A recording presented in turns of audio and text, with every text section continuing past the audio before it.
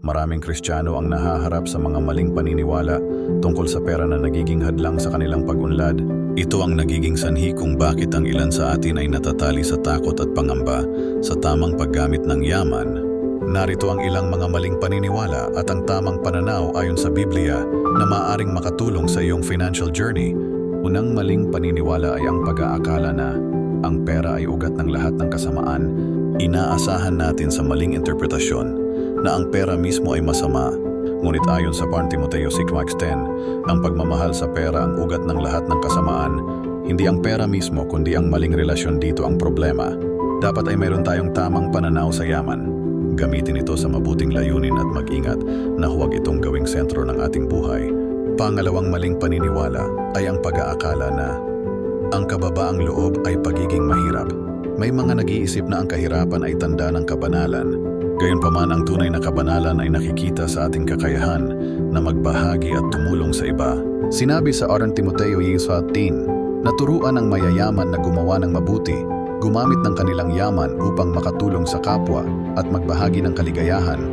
Kaya, mahalaga ang masipag na paggawa at tamang paggamit ng yaman para makatulong sa kapwa. Pangalawa, ang maling paniniwala na kakayahang kailanganin lamang ang pang-araw-araw, for sure. Maraming nag-iisip na sapat na ang mga pang-araw-araw na pangangailangan. Ngunit ang Biblia ay nagtuturo ng halaga ng pag-iimpok para sa hinaharap. Sa Kawikaan 6:8, tayo ay hinihikayat na tularan ng mga langgam na nagpaplano at nag-iimpok. Mahalaga na magkaroon tayo ng pagkukunan sa oras ng pangangailangan at hindi umaasa lamang sa pangkasalukuyan. Kaya't tandaan natin na marami sa atin ang nahaharap sa mga maling paniniwala tungkol sa pera. Una, ang pag-aakala na masama ang pera mismo. Pangalawa, ang iniisip na ang kahirapan ay tanda ng kabanalan. At pangatlo, ang hindi pag-iimpok para sa hinaharap. Nararapat na magkaroon tayo ng tamang pananaw ayon sa Biblia. Magtrabaho ng masipag, tumulong sa kapwa, at mag-ipon para sa hinaharap.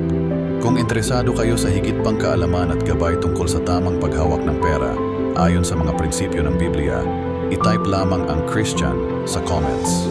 Magiging masaya kaming makatulong sa inyong paglalakbay patungo sa financial freedom na nakaangkla sa pananampalataya.